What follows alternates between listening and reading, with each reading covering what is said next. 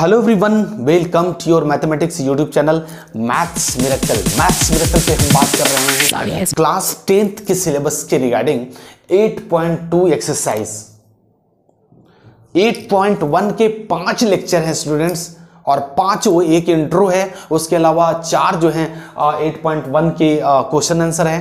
तो चूंकि वो वीडियोस थोड़ा सा छोटा मतलब 10 मिनट 12 मिनट के आसपास के हो रहे थे, तो स्टूडेंट्स का मैसेज आया कि सर आप एक ही वीडियो में सब क्यों नहीं समराइज कर देते हैं। तो स्टूडेंट्स क्या होता है कि बहुत स्टूडेंट्स ऐसे होते हैं जो बोर होने लग जाते हैं ना, जिनको मैथ्स में उतना कंसेप्ट नहीं हो पा रहा है, तो वो धीरे धीरे वो देख के छोड़ देते हैं ना। तो मैं आपके ये बात को ध्यान में रखूंगा और कोशिश करूंगा कि कोई भी एक चैप्टर को 2 हिस्सों में बांट दूं, है ना। तो ये जो है 8.2 का इंट्रो है, जिसमें अंदर हम देखेंगे टेबल, है ना, ट्रिगोनोमेट्रिकल टेबल। स्टूडेंट्स बड़ा ध्यान से देखना, टेबल याद करने की जरूरत नहीं है। मैथ्स मिरेकल कभी याद नहीं करवाता, ना कभी होमवर्क देता है, सीधे आपकी खोपड़ी में उतारेगा। बट कब? जब आप मुझे ध्यान से देखोगे तब, है ना। 8.2 के लिए हर एक एक्सरसाइज के बाद स्टार्ट होने से पहले दोस्तों, हर एक एक्सरसाइज स्टार्ट होने से पहले हम फॉर्मूला देंगे, और बस उतने ही फॉर्मूले पे आपका पूरा एक्सरसाइज आपका फिनिश होगा। एक साथ हम सारे फॉर्मूले नहीं लिखवा देंगे, क्योंकि वो ऐसे अगर कोई लिखवाता है तो उससे क्या होगा, आपके सर का दर्द बन जाएगा, है ना।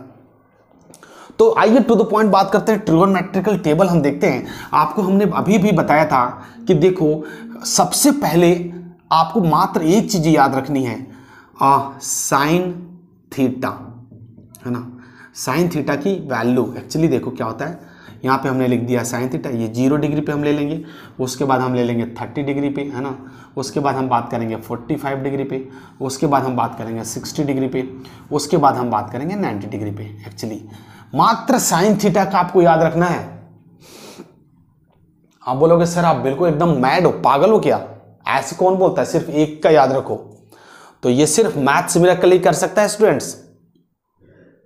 सिर्फ और सिर्फ साइन थीटा की वैल्यू आपको याद रखनी है, ये 5 की 5 वैल्यू।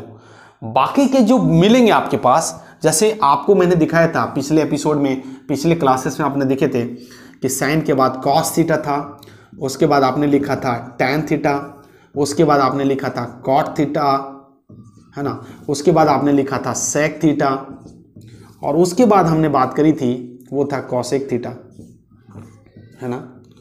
तो मैं ये बता रहा हूं आपको कि सिर्फ आपको साइन थीटा की ये वैल्यू आपको याद रखनी पड़ेगी। उसके बाद ऑटोमेटिक सारे के सारे ब्लैंक्स जो हैं, सारे के सारे जो ब्लॉक्स हैं अपने आप भरेंगे, आपके दिमाग में याद हो जाएगा। देखो कैसे, देखो एक बात याद रखो, साइन 0 की वैल्यू 0 याद रखना है आपको। अब ये कैसे 0 होता है किसी और क्लास में, चूंकि ये आपके सिलेबस में नहीं है, इसलिए बताना मैं मुनासिब नहीं समझता हूं, है ना। यहाँ पे टाइम एक्सपेंड हो जाएगा, टाइम चला जाएगा। सिर्फ आपको याद रखना। और देखो ना, अभी आप चार्मिंग हो, यंग ब्लड हो, है ना, नौजवान हो, तो यार इतना तो याद कर ही सकते हो मेरे भाई, है ना।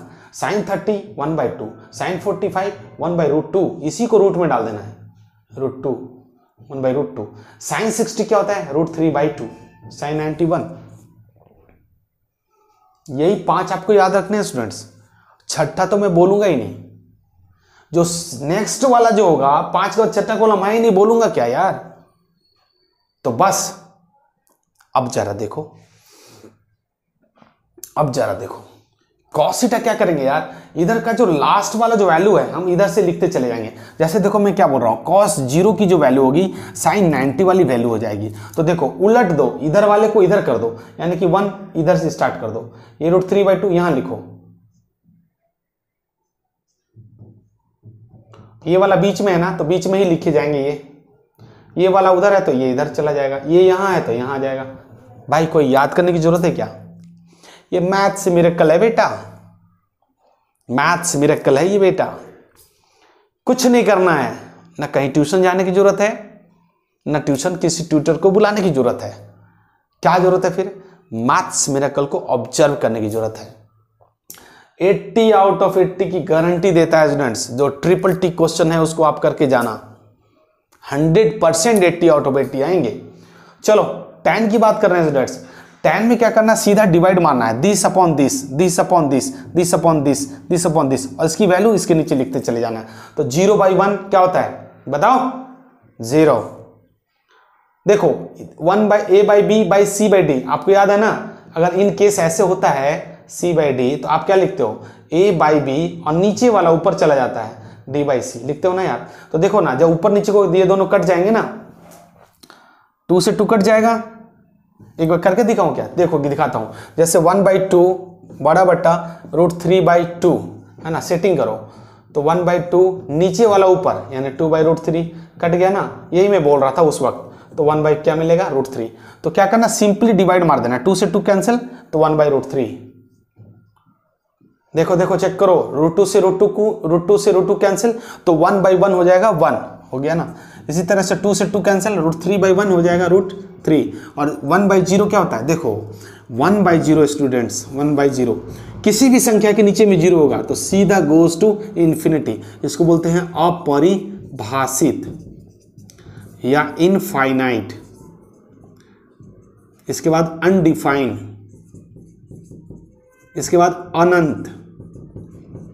इतने सारे इसका नाम है यार, बताओ। तो यहां क्या हो जाएगा, इनफाइनाइट है ना, अनडिफाइंड जिसको बोलते हैं। कॉट में स्टूडेंट्स इसको पलट दो, बस पलट दो, लाओ बताओ बताओ यार, शर्मा क्यों रहे हो गया ना।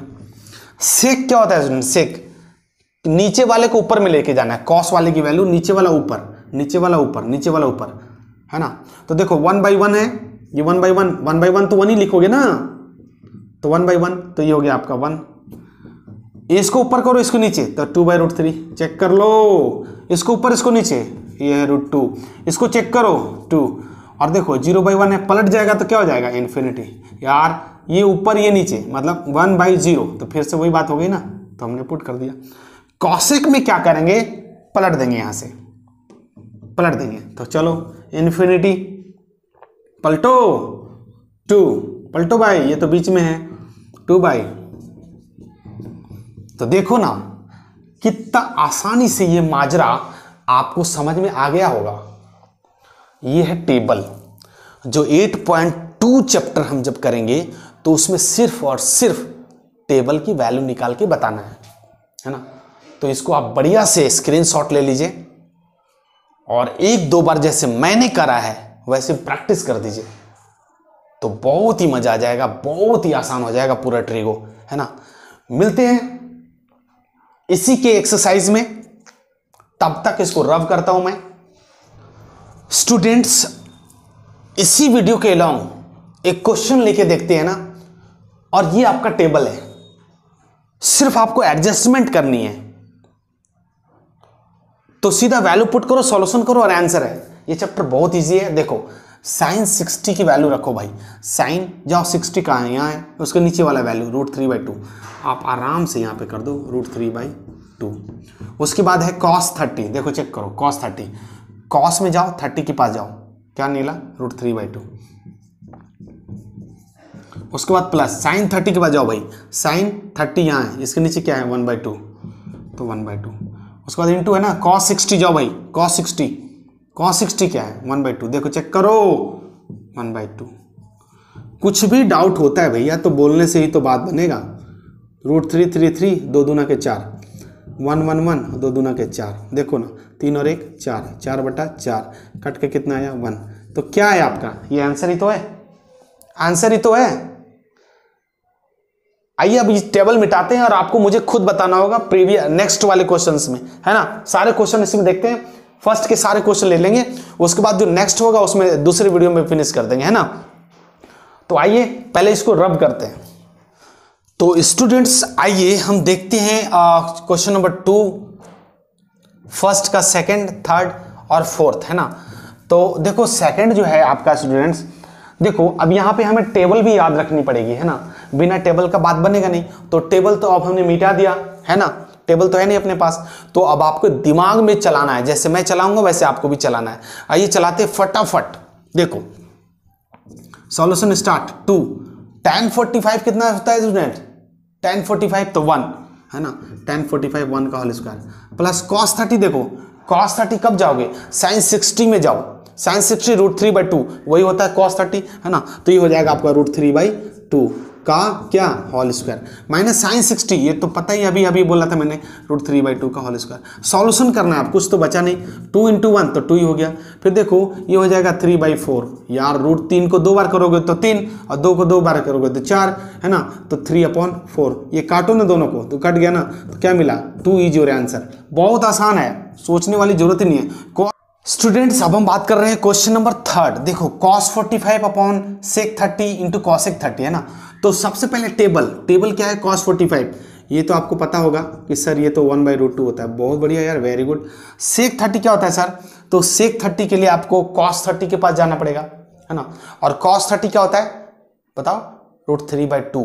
cos 30 क्या होता है √3/2, तो इसको पलट मार दो तो 2/√3, ये तो होता है। अच्छा कॉसेक की बात करो, कॉसेक 30 कब होता है, साइन 30 वाला पलटी मारो। साइन 30 क्या होता है 1/2, साइन 30 क्या होता है 1/2, तो पलटी मारोगे तो क्या मिलेगा, सिर्फ और सिर्फ 2, बस। और अब सॉल्यूशन देखो 1/√2 ये वाली बात हो गई। अब हम बात करेंगे, देखो 2 + 2√3 एलसीएम ले रहा हूँ बाबू, ये √3 हो गया। अब देखो ना सॉल्यूशन आगे बढ़ाएंगे तो 1/√2 और नीचे वाला √3 ऊपर, ये क्या हो जाएगा 2 कॉमन लेंगे, 1 + √3। चेक कर लो। तो देखो एक्चुअली इसका क्या आंसर हो सकता है, इसको कहो तो ऐसे ही छोड़ दो, है ना। तो √3/2√2 1 + √3, ये आपका आंसर है ना, ये आपका आंसर है। अब हम बात कर लेते हैं sin 30 वाला, है ना। देखो sin 30 की वैल्यू 1/2, tan 45 1, cosec 60 कितना होता है सर, cosec 60 बोल दिया ये, cosec 60, तो sin 60 कितना होता है √3/2, पलटी मारोगे ना भाई, तो √3/2 तो हो जाएगा 2/√3, हो गया 2/√3। चलिए sec 30 लो पलट दिया ना, sec 30 कितना होता है, तो sec 30 के लिए हम cos 30 के पास जाएंगे, और cos 30 अगर नहीं पता तो sin 60 के पास जाएंगे। तो sin 60 क्या होता है √3/2, अब इसको पलटी मार देंगे तो 2/√3, है ना। तो sec 30 हो चाहे cosec 60 दोनों सेम है। इसके बाद हम चलेंगे cos 60, cos 60 का मतलब है क्या sin 30, sin 30 का मतलब क्या होता है 1/2, बस रिलेशन याद रखनी है, और cot 45 1 होता है। अब बस सॉल्यूशन करो, देखो 2 1 और √3, 2/√3 है ना, तो 2 1 और √3 का एलसीएम 2√3। थोड़ा फास्ट करो यार तब समझ में आएगा। देखो ये 1 हो गया, ये 2 हो गया, और ये कितना हो जाएगा बता सकता है कोई, 2√3 हो जाएगा, है ना। ये बड़ा बटा आ गया, इस 2 को साइन यहाँ देंगे, देखो √3 यानी 2√3 एलसीएम हो जाएगा, है हो जाएगा कि नहीं। और ये ऐसे करके, अरे यार 2√3 हो जाएगा, तो यहाँ पे बच जाएगा कितना, देखो ये सॉल्यूशन कर रहा हो ना, नीचे वाले की बात चल रही है ना सर, तो ये हो जाएगा 2, ये हो जाएगा कितना √3, और ये हो जाएगा आपका प्लस 2√3। √3 से ये वाला कैंसिल हो जाएगा ना, देखो 2 और 1 3, तो 3 - 2√3 और अपॉन कितना बच जाएगा 2 और 1 3, यानी देखो चेक करो भाई, ये क्या है सर, ये तो प्लस है सिर्फ, है ना। तो 2 और ये 3 यानी कि 2 + 3√3 जो कि आपको आंसर है ना, ये चेक कर लेना। तो एक बार स्टूडेंट्स आप इसको ना एनसीईआरटी में चेक कर लेना, है ना। तो एक बात और याद रखो कि जब आप इसको आंसर मिलाओगे तो एनसीईआरटी में क्या बोलता है कि कभी भी आपको ना डिनोमिनेटर में आपका रूट नहीं दिखना चाहिए, है ना, रूट नहीं दिखना चाहिए। तो जब तक नीचे में डिनोमिनेटर में रूट है ना, जब तक आपका डिनोमिनेटर में, यहाँ भी मैंने छोड़ रखा है, जब तक आपका डिनोमिनेटर में रूट है तब तक आपका एनसीईआरटी आंसर नहीं देगा, है ना। तो हमें क्या करना होता है, ऐसे केस में आपने 9th में कर रखा है कि रेशनलाइजेशन कर देना है। अगर यहाँ पे प्लस है तो माइनस से रेशनलाइज कर दो, है ना। तो करो, जैसे इसको मैंने प्लस में पहले ही ले लिया, तो 3√3 और -2, प्लस में है तो कैसे भी करोगे ना, कोई दिक्कत थोड़ी है, इसको आगे करके इसको पीछे कर दो, कोई इशू थोड़ी है। हाँ फायदा क्या होगा कि इसको जब स्क्वायर करोगे तो ये माइनस घटाने में आसानी हो जाएगी। तो अब आपको क्या मिलेगा स्टूडेंट्स, 3√3 और -2 रेशनलाइज कर लेना, है ना। और अगर मैं इसको रेशनलाइज करूँ स्टूडेंट्स तो कैसे करोगे, पहले रूट का कर देते हैं ना, तो आपके पास √2/√2 हो जाएगा, रूट को कैंसिल करवा रहा हूँ मैं पहले, तो देखो ना √2 इंटू √3 तो ये हो जाएगा √6 और नीचे हो जाएगा √2 इंटू √2 ये 2 मिल जाएगा और 2 2 जा 4 हो जाएगा तो 4 और 1 प्लस √3 है ना, इसको 1 प्लस √3 कर देंगे या फिर आप इसको और स्टैंडर्ड बनाने के लिए पहले √3 + 1 कर दो, √3 + 1। तो अभी मैंने क्या बोला कि जब तक आपका नीचे में बेस में रूट है तब तक आंसर एनसीईआरटी तो एटलीस्ट नहीं देता है ना। तो थोड़ा सा और इसको बढ़ा देता हूँ फिर आपको समझ में आ जाएगा। जैसे देखो √6 है और नीचे में क्या है सर 4 है और यहाँ पे आपका √3 + 1 √3 + 1। अब रेशनलाइज करना है तो क्या करेंगे आप सर, यहाँ पे माइनस कर देंगे यानी √3 - 1 अपॉन √3 - 1 है ना, आंसर मिलाने के लिए, बाकी कोई टेंशन नहीं है, आंसर मिलाने के लिए। बाकी आंसर तो आपका आ चुका है, सिर्फ आंसर एनसीईआरटी के मिलाएंगे तब। तो क्या होगा देखो √6 इंटू √3 तो √18 ही तो लिखोगे स्टूडेंट्स और -√6 - 1 तो √6 हो जाएगा ना अपॉन। अब यहाँ देखो ना a + b a - b क्या होता है a² - b² है ना, 4 बाहर कर दो a² मतलब 3 का होल स्क्वायर मतलब ये तो हो जाएगा 3 हो जाएगा ना स्टूडेंट्स और 1 तो 1 ही हो जाएगा 1 a + b a - b यार a + b और a - b a² - b²। अभी तो लिखा था मैंने पिछले वाले फॉर्मूले में ना। तो यहाँ पे 3 में से एक जाएगा तो कितना हो जाएगा 2 है ना। तो देखो अच्छा 18 को आप क्या लिख सकते हो, यहाँ देखिए 18 को आप क्या लिख सकते हो, अभी मैं मिटा दूंगा। 18 को क्या लिख सकते हो तो देखो 9 इंटू 2 9 दूना के 18 है ना और 9 का क्या 3 बाहर आ जाता है ना, 3√2 लिखते हैं ना हम लोग। तो 18 को हम लिख सकते हैं 3√2 -√6 अपॉन देखो 4 और 3 में से एक जाएगा तो हो जाएगा 2। फायदा क्या हुआ आपको समझ में आया ना, पलटने से क्या फायदा होता है कि ये अगर √3 पहले वाला होगा तो सॉल्यूशन में बड़ा इजी हो, 3 में से एक घटेगा। अगर वैसे होता तो -1 - 3 हो जाता तो मामला थोड़ा सा माइनस में आ जाता। 4 दूना के कितना हो जाएगा 8 तो 3√2 -6 अपॉन 8। आप ये वाला आंसर मिलाना है स्टूडेंट्स जो कि आपका एनसीईआरटी में एग्जैक्ट आंसर है ना, एग्जैक्ट आंसर यही है। तो इसलिए मैंने आपको आगे बढ़ा दिया कि आप जब रेशनलाइज करना जानते हो क्लास 9th में तो बस लास्ट में आंसर के साथ रेशनलाइज खेलना सीखो है ना, आंसर के साथ खेलना। यहाँ पे प्लस था माइनस से गुना भागा करके आप आंसर कर लेना है ना। जब आंसर करेंगे स्टूडेंट्स तो आंसर करके आप मुझे बता देना कि इसका आंसर होगा। अच्छा अब हम एक और क्वेश्चन इसी वीडियो के अंदर हम खत्म करेंगे। यहाँ पे है देखो 5 cos² 60, 5 cos 60 की वैल्यू कितनी होती है तो cos 60 वो होती है जो sin 30 होती है। sin 30 होता है 1/2, आराम से देखना है 1/2 का होल स्क्वायर प्लस sec 30 कितना होता है सर sec 30 तो sec 30 के लिए आपको जाना पड़ेगा कहाँ जाना पड़ेगा cos 30 के पास। cos 30 के लिए आपको जाना पड़ेगा sin 60 के पास होता है ना sin 60 √3/2 तो cos में भी √3/2 लेकिन जब पलटोगे तो 2/√3 हो जाएगा। क्या हो जाएगा 2/√3। ये जैसे मैं कर रहा हूं ना स्टूडेंट्स, 1-2 बार प्रैक्टिस करोगे तभी समझ में आएगा। और tan 45 का तो आपको पता ही 1 होता है ना। अच्छा जी अब देखो sin 30 कितना होता है 1/2 का होल स्क्वायर फिर प्लस cos 30 कितना होता है सर तो होता है √3/2 का होल स्क्वायर। अब तो मात्र सॉल्यूशन ही रह गया स्टूडेंट्स। तो ये क्वेश्चन नंबर जो 2 है इसको मिटा के और हम आपके लिए यहीं पे कर देते हैं ना, ताकि ज़्यादा दूर जाने की ज़रूरत नहीं है। और इसके बाद जो क्वेश्चन है हमारे पास उसको हम नेक्स्ट वीडियो में कंसीडर कर देंगे है ना। तो एक बार और स्टेप बढ़ा देता हूँ। यहाँ पे देखो 5 अपॉन 2 दूना के 4 5/4 यहाँ हो जाएगा आपका 4/3। देखो चेक कर लो -1 अपॉन ये वाला इस 2 का साइन यहाँ लगाएंगे ना बड़े बट्टे के सामने 1/4 और प्लस 3/4। सॉल्यूशन ही तो रह गया स्टूडेंट 4 और 3 और इसका सब कैल्शियम कितना हो जाएगा 12। कितना हो जाएगा 12। तो यहाँ देखो ना 12 हो गया तो 4 3 12 यानी कि हो गया 15 है ना। 3 चौके 12 यानी 4 चौके 16 हाँ जी और माइनस ये हो जाएगा आपका 12। इसके बाद ये हो जाएगा 4 3 कैल्शियम 12 होगा ना बाबू 12 तो होगा। ये हो जाएगा देखो अच्छा 4 4 दोनों सेम ही तो है 4 4 का सेम कुछ भी नहीं है तो 1 हो गया नीचे ना। देखो ये 4 और 4 कैल्शियम 4 है ना 4 और 1 और 3 4 तो ये तो ऐसे ही कट जाएगा ख़त्म हो गया ये है ना। तो हम ऐसे कर सकते हैं जैसे सॉल्यूशन करने के लिए जैसे आपको बताया जाता है 4/4 कर लो है ना कोई दिक्कत नहीं।